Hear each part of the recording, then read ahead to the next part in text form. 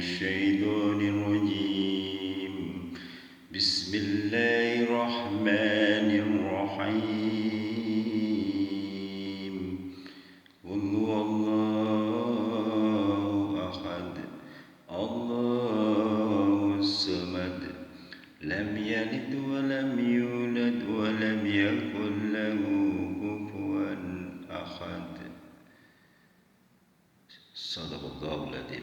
Assalamualaikum warahmatullahi wabarakatuh. Salam jumpa kembali untuk seluruh sahabat-sahabat YouTuber, sahabat media, serta para pemirsa dan seluruh para pendengar, para penggemar setia di seluruh tanah air Indonesia, di Jakarta, Jakarta Selatan dan sekitarnya, dan termasuk sahabat-sahabat negara tetangga kita di luar negeri sana. Semoga kita tetap dalam lindungan Allah Subhanahu wa Ta'ala. Di sini saya pribadi, Bung Jepri, selaku pembawa acara Radio RS yang ada di channel Asada, mengundang kembali untuk Anda dalam acara tanya jawab seputar dunia lain untuk Anda. Kali ini akan saya bacakan dari salah satu atensi yang bernama Saudara Yunus dari Kalimantan Utara. Lebih abdulnya kalau saya bacakan ya. Assalamualaikum warahmatullahi wabarakatuh. Salam jumpa, salam kenal, salam senggol Bung Jepri. Alhamdulillah Bung Jepri, saya bisa mencapai atensi saya. Mudah-mudahan cepat dimuat ya Bung Jepri. Saya akan tunggu solusi dan pencerahan dari Anda. Kebetulan saat itu saya sempat membuka channel Ayah Sada, Bung Jepri. Ini mohon maaf belum izin. Namun memang sangat-sangat bermanfaat sekali Bung Jepri, karena baru kali ini di YouTube adanya Radio yang ada tanya jawab seputar dunia lain. Ini memang sangat membantu banyak orang. Barangkali untuk sharing lebih mudah ya, walaupun jarak jauh di sana. Kembali kepada saya pribadi Bung Jepri. Saya Yunus dari Kalimantan Utara Bung Jepri. Saya adalah si pemuda usia 30, masih lajang Bung Jepri. Saya senang bertani. Saya menanam padi, palawija, apa yang saya punya tanah di situ. Di saat saya sudah hampir 1 bulan Bung Jepri. Kejadian-kejadian kisah nyata. Pada saat itu kan menjelang tengah hari Bung Jepri. Biasaan saya kan istirahat dulu, kepingin bersih-bersih, mau sholat zuhur dulu gitu Bung Jepri. Nanti baru setelah selesai habis sholat, istirahat sebentar, makan-makan, saya baru melanjutkan mengerjakan pekerjaan di sawah. Di saat saya setelah sholat Bung Jepri, tiba-tiba ada sekelebat kain hitam melayang-layang di udara di luar sana Bung Jepri, mendekati sawah saya, bahkan lurus mengarah gubuk yang saya tempati. Nah disitulah tiba-tiba di luar dugaan si kain hitam melayang itu bisa masuk ke gubuk saya, dan dia hinggap di mana adanya langit-langit di gubuk saya yang terdapat saya ada di bawahnya. Tak lama kemudian ada suara Bung Jepri, "Hei manusia, pandanglah ke atas, inilah saya si kain hitam bertua. Barang siapa yang kedapatan kain hitam bertua, dialah akan memberikan segalanya apa yang Anda mau. Silakan kalau Anda mau. Anda akan menjadi orang sukses, tergantung Anda keinginannya seperti apa. Dan perlu saya ketahui untuk Anda, kain hitam bertua tergantung sepemiliknya. Kalau sepemiliknya orangnya bersih hati, dia akan berbuat baik. Akan tetapi yang kedapatan orangnya jahat, dia akan mengikuti apa kata majikannya. Kalau majikannya jahat, berarti dia akan mengikuti jahat pula. Semoga Anda orang yang beruntung, yang baik budi pekertinya, dan orang yang layak memilikinya. Silakan ambillah yang ada di langit-langit ini. Nah di situ saya kaget Bung Jepri. Akhirnya apa Bung Jepri? Dengan rasa sedikit ketakutan saya bertanya, apakah lebih abdulnya Anda wujudkan saya kepingin mengenalnya ada Anda sebelum saya menerima kain hitam bertua itu. Saya katakan demikian Bung Jepri. Tiba-tiba dia nongol Bung Jepri. Ternyata hanya sosok bapak laki-laki tua, usia kurang lebih kayak bangsa seratusan kali Bung Jepri. Masya Allah Bung Jepri. Sekalipun wujudnya mereka seperti kayak orang tua ratusan tahun, tapi wajahnya seperti orang muda Bung Jepri. Di situlah saya bertanya, apakah ini Anda si pemilik kain hitam bertua? Dia katakan, betul. Silakan, Anda pantas menerima ini. Saya adalah sebetulnya aslinya manusia. Hanya saja saya sudah meninggal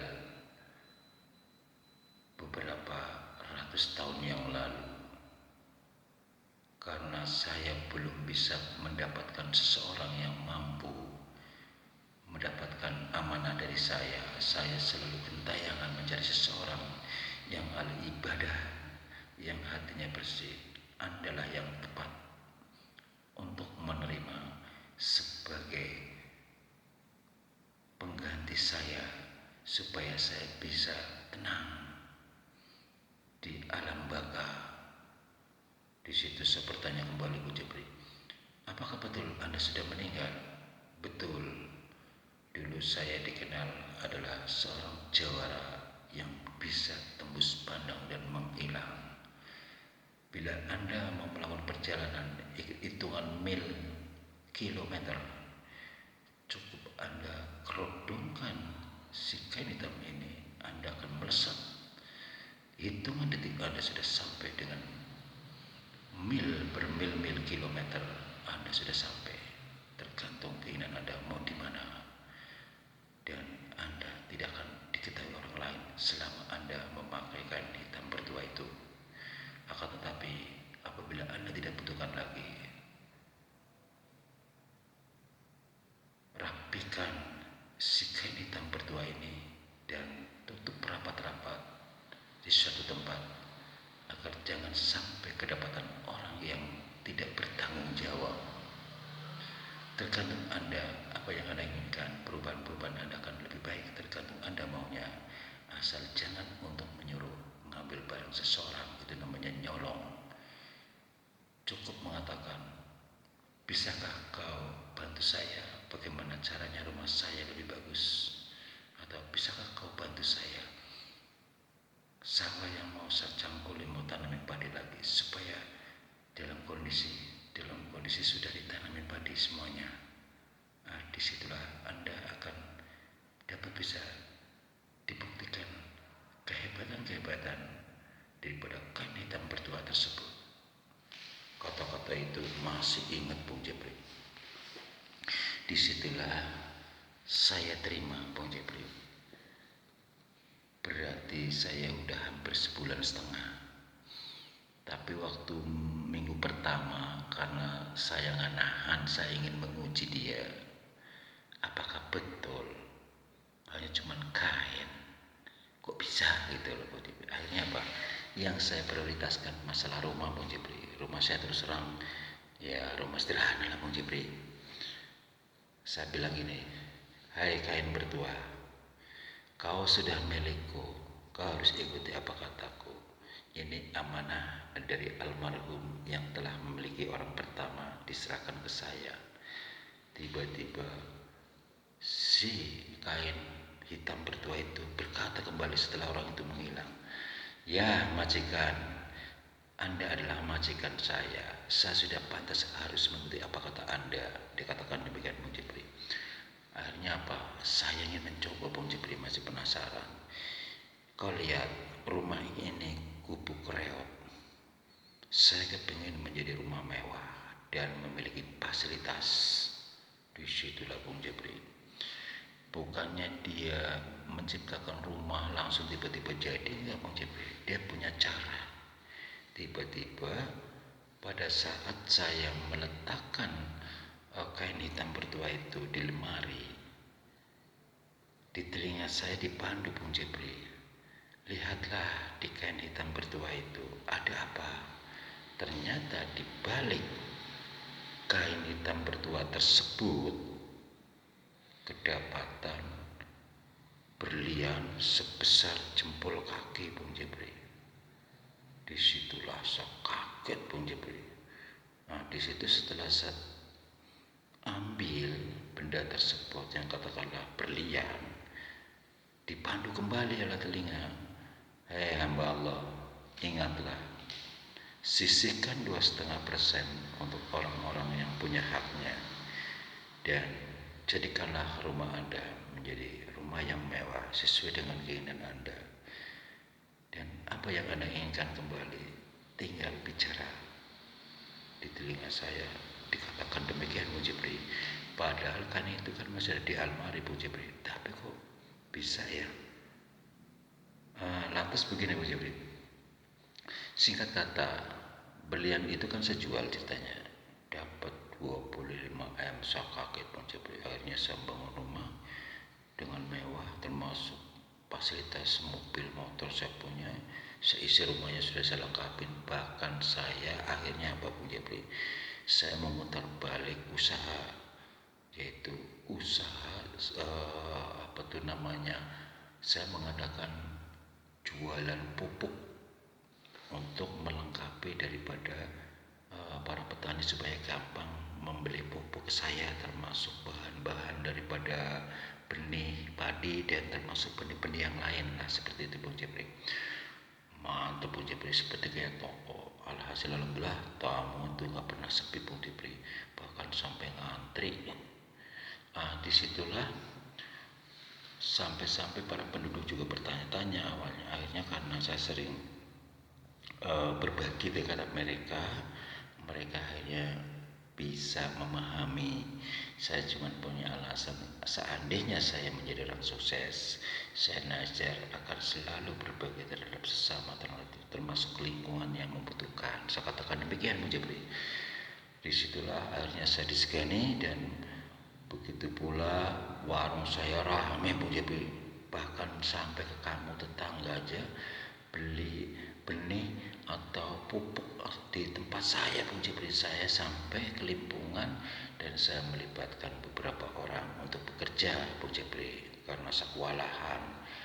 Bahkan pada saat saya coba Bung Jepri suruh padi sawah yang bekas dipanenin padi, saya ngomong sama dia, ya Allah, saya melalui Allah aja langsung, ya Allah, bila kau izinkan melalui kain hitam bertua ini, berikanlah sawah ini yang bekas panenan ini bisa langsung wujud sudah dalam kondisi ketanam padi kembali. Tiba-tiba saya penasaran Bung Jepri, saya akan bicara di rumah. Saya langsung cek di sawah, benar juga Bung Jepri. Padahal baru beberapa hari saya panen padi Bung Jepri, kan masih berantakan ya, bekas-bekas pohon padi, daun-daunan. Ternyata sudah rapi Bung Jepri, seakan-akan sudah dicangkuli, sudah rapi, sudah ditanemin tunas padi Bung Jepri. Hitungan menit Bung Jepri, Masya Allah Bung Jepri. Apakah itu yang dimaksud? Apa yang saya minta akan diwujudkan? Barangkali kalau tadi dikatakan kalau yang kedapatan kain hitam bertua itu orang jahat, barangkali suruh ngambil emas, suruh ngambil itu orang, barangkali mungkin seperti itu kalau Bung Jepri ya.